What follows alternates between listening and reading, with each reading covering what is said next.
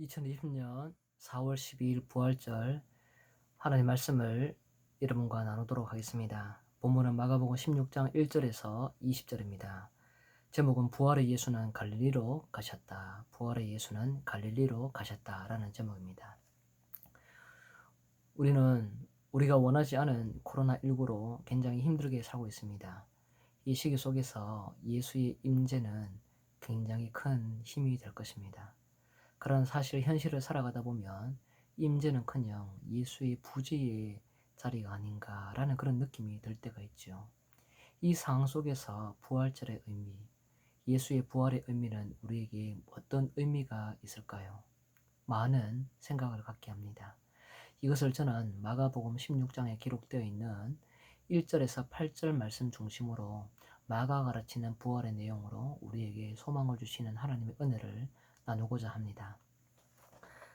예수께서 죽으시고 안식일이 지나서 여인의 3명이 죽은 예수를 장례하고자 무덤으로 갑니다.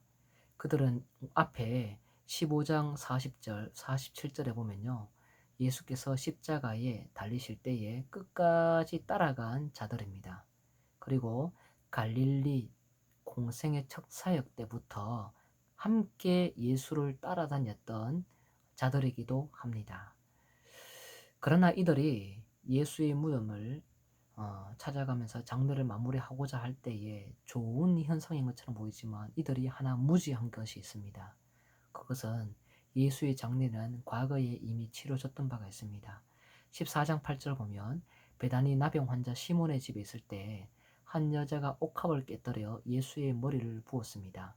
그것에 대해서 예수는 그 의미를 내 장례를 준비했다라고 이야기를 하죠.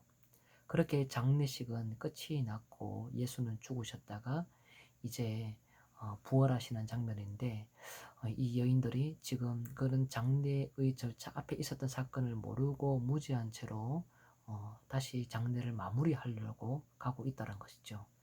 그런 가운데에서 여인은 안식 후 첫날 매우 일찍이 해 돋을 때에 무덤으로 가고 있습니다. 안식 후 첫날이라는 것을 헬라어로 보면 주일 그 주간, 그 주일 그 주간의 첫날 이렇게 됐습니다. 그 주간의 첫날.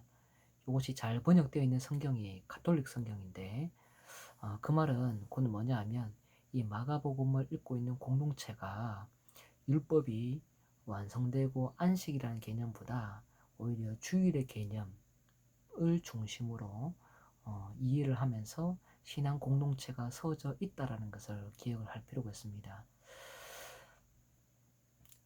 마가복음에 많은 안식일법을 통해서 논쟁을 하는 장면들이 있는데 그 많은 율법에 대한 내용들을 예수께서 완성하고 주일의 개념으로 새롭게 대체된 것이죠. 그것을 전제로 하면서 안식 후 첫날, 즉 그 주간의 첫날 새로운 해 돋을 때에 이 여인들이 움직이고 있습니다. 매우 일찍이 해 돋을 때에 무덤으로 간다. 해 돋을 때에 움직인다라는 것은 구원과 회복의 새로운 창조의 날이 시작되었다라는 것을 암시하고 있습니다.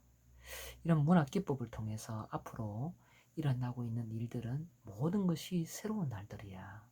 이것을 가르치는 것이죠. 여인들은 무지한 채 예수를 장사하려고 가고 있지만 이미 일어나고 있는 상황과 삶의 설정들은 다 새로운 창조의 모습입니다. 세상이 뒤집혀진 것이죠. 그들은 서로 말하면서 누가 우리를 위하여 무덤 위에서 돌을 굴려줄까 고민하면서 대화를 하면서 갑니다. 그런데 눈을 들어서 보니까 아무나 쉽게 옮길 수 없는 그 돌이 굴려져 있었습니다. 그 돌은 심히 컸습니다. 기이한 일들이 계속 펼쳐지고 있는 것이죠. 여인들은 무덤에 들어가서 흰 옷을 입은 청년이 우편에 앉아 있는 것을 보고 놀랍니다. 청년은 놀라지 말라고 안심시키면서 십자가에 못 박히신 나사렛 예수는 살아계시고 여기에 계시지 않는다라고 이야기합니다. 그리고 이렇게 말합니다. 가라, 제자들과 베드로에게 말해라. 예수께서 너희보다 먼저 갈릴리로 가신다. 전에 말씀하신 대로 너희가 거기서 배우리라. 전에 말씀하신 대로 너희가 거기서 뵌다라고 이야기를 한 것은 앞에 14장 28절에 보면 예수께서 제자들과 대화하실 때에 내가 살아난 후에 너희보다 먼저 갈릴리로 가리라 라고 말씀하셨습니다. 이것을 기억한 다음에 제자들은 예수께서 죽으시고 부활한 다음에 갈릴리로 가실 것에 대해서 알고 있어야 하는데 이 말씀을 기억하기보다 다 도망갔죠. 베드로는 3번이나 부인했습니다. 떠나고 부인한 그 사람들, 제자들과 베드로에게 말해라. 그들에게 가라. 그들에게 말해라. 예수께서 너희보다 먼저 갈릴리로 가신다. 전에 말씀하신 대로 너희가 거기서 볼 것이다. 부활하신 예수는요, 실패한 제자들에게 찾아가십니다. 예수를 배신하는 가장 수치스러운 베드로에게 또 찾아가십니다. 그래서 그들을 다시 껴안고 함께 복음의 사역을 하기를 원하시죠. 그들 없이는 예수는 함께 사역을 할 수가 없습니다. 그들과 함께 하기를 원하십니다. 그 장소가 어디냐면 갈릴리입니다. 그 갈릴리 장소는 과거에 제자들과 약속했던 장소 14장 28절에 갈릴리, 그리고 1장 14절을 보면 하나님의 복음을 전파하신 예수의 첫 장소가 갈릴리였습니다. 그리고 16절을 보면 가장 먼저 제자들을 부르신 장소가 갈릴리 해변입니다. 그렇기 때문에 이 14장과 16장에서 갈릴리로 간다라고 마무리될 때에 그 갈릴리는요, 갈릴리 그런 이야기에서 끝나는 것이 아니라 1장으로 다시 모든 독자들을 데리고 가면서 예수께서 복음을 전했던 장소, 제자들을 부르셨던 그 장소로 초대하면서 마가복음을 다시 읽도록 제독시켜버리는 작업을 하고 있습니다. 그래서 부활하신 예수님은 지금 나타나진 않았지만 어디에 나타나냐면은 갈릴리 제자를 부르시는 그 장소, 수치스러운 그들과 함께 다시 부활의 권능을 아는 사람으로서 제자들은 함께 동행해야 되며 마가복음을 읽고 있는 독자들은 부활의 권능을 경험한 예수와 함께 제자와 함께 마가복음을 읽으면서 새 힘을 얻어야 되는 것입니다. 그래서 마가복음에 예수의 부활 장면은 갑자기 등장하면서 나타난다기보다 다시 보이지 않는 모습으로 부재 중인 예수의 모습처럼 보이지만 그 예수는 실패한 제자들과 일을 하는 그런 모습이다라는 것을 꼭 기억을 해야 합니다. 그리고 이 공동체가 참으로 핍박이 많고 시험이 있을 때에 예수의 부재 때문에 힘들어하고 어려워하고 있을 때에 그 부활은 예수를 버리고 떠났던 그 장소, 그 첫 장소에 예수께서 찾아오셔서 새 힘을 주고 있다는 것을 볼 때에 부활의 예수는 다시 일을 행하도록 새 힘을 불어주시는 분으로 역사하고 있다는 것을 우리가 꼭 기억을 할 필요가 있을 것 같습니다. 이 사건을 직접 경험하고 있는 본문의 유저들은 8절에 몹시 놀라 떨면서 나와서 무덤에서 도망하고 무서워하여 아무에게 아무 말도 하지 못합니다. 흰 옷을 입고 있는 청년이 말한 걸 썼고요. 아무 말을 못합니다. 가서 말하라고 이야기를 하지만 말을 못합니다. 몹시 무섭고 떨고 말을 못합니다. 아무 말을 하지 못합니다. 여러분, 마가복음을 읽어보면요, 예수는 하나님 나라를 복음을 전하는데 많은 기적과 사역을 통해서 가르쳐줍니다. 그런데 가르치면서 내가 누군지 선포하면 되는데 그렇게 하기보다 이 경험한 것을 다른 데서 말하지 말라고 침묵을 명령시킬 때가 많습니다. 자기가 누구인지에 대해서도 감추기를 원하십니다. 그런데 8장에 가면 사람들이 자기를 누구라고 생각하는지, 그리고 제자들은 나를 어떻게 생각하는지 묻습니다. 그때 베드로가 그리스도라고 말하죠. 그리고 그 그리스도의 칭호에 합당하게 예수께서 하실 사역에 대해서 이제 소개하기 시작하는데 그것은 죽음입니다. 그리고 죽었을 때에 사흘 만에 부활할 것에 대해서 이야기합니다. 죽음과 부활, 순환에 대한 이야기가 3번에 걸쳐서 전달이 됩니다. 즉 마가복음의 전반부에는 침묵 명령을 통해서 예수가 누구인지 입을 닫게 한다면 8장 이후로 후반부 지나면서는 그리스도에 합당한 그 하나님의 사역이 무엇인지, 예수의 사역이 무엇인지 가르쳐 줍니다. 그렇게 해서 백부장이 예수께서 죽으셨을 때에 이 사람이 바로 하나님의 아들이라고 친히 이방인의 입에서 고백을 하죠. 모두가 예수에 대해서 누군지 잘 알지 못할 때에 백부장은 선명하게 이야기합니다. 그리고 예수는 죽었다가 부활하고 난 다음에 갈릴리로 가시고 지금 계시지 않지만 흰옷을 입고 있는 이 청년이 가서 그들에게 말해라라고 이야기합니다. 침묵 명령이 해제되었습니다.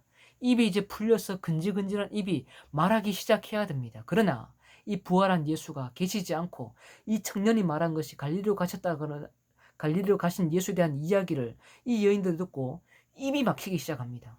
굉장히 신기하죠. 침묵 명령이 풀렸지만 도저히 놀랍고 떨리고 무섭고 두려운 이 상황, 바로 예수의 부활을 경험한 자가 느끼는 반응이라는 것이죠. 이들은 이제 돌아가서 말하기만 시작하면 예수께서 어떤 일을 하셨는지, 또 어떤 세움을 갖고 우리에게 찾아오고 있는지, 죽음도 예수의 능력을 무너뜨릴 수 없는 놀라운 부활의 권능이 어떻게 역사하는지 이들을 통해서 이제 전해질 수 있는 기회가 생겨지게 되는 것입니다. 부활을 경험한다는 것은요, 사실 이렇게 굉장히 놀라운 쇼킹한 사건이다라는 것을 꼭 기억을 해야 합니다. 여러분 이렇게 한번 체험해 봤습니까? 혹시 한번 생각해 볼 필요가 있겠죠. 여러분에게 예수의 부활은 어떤 의미인가요? 많은 핍박 속에, 시험 속에, 어려움 속에 AD 70년 전에 핍박을 받고 있던 이 공동체, 기독교 공동체에게 부활의 의미는 예수가 떠나고 안 계시는 것이 아니라 부재 중인 이 시기 속에서도 부활한 예수는 다시 그들의 삶의 현장에 찾아가서 그들과 함께 일하기를 원하시는 하나님의 은혜의 모습이 바로 마가가 가르치는 부활의 모습입니다. 마가복음 4장에 보면 좋은 밭에 씨앗이 떨어지고 가시밭에 떨어지고 돌짝밭에 떨어지고 길가밭에 떨어지고 다양한 밭이 떨어지죠. 그 다양한 밭 속에서 많은 씨앗들은 다양하게 자라기도 하고 멈추기도 합니다. 핍박을 받을 때에, 유혹이 있을 때에 예수를 다 떠나고 또 자라다가 신앙이 멈춰버리는 경우가 많습니다. 그런 자들에게 부활하신 예수님은 다시 찾아가서 그들과 함께 일하기를 원하시는 그 손, 그것이 마가가 가르치는 은혜의 부활의 손임을 꼭 기억하시길 바랍니다. 코로나로 굉장히 어려운 이 시대 우리가 살고 있죠. 예수의 부재인 것 같고 예수의 부활의 부재인 것 같은 이 시대 속에서 마가가 가르치는 이 부활의 은혜의 손이 여러분의 자리에 찾아와서 여러분에게 은혜의 손을 펼치고 있다는 것을 꼭 기억하시기를 바랍니다.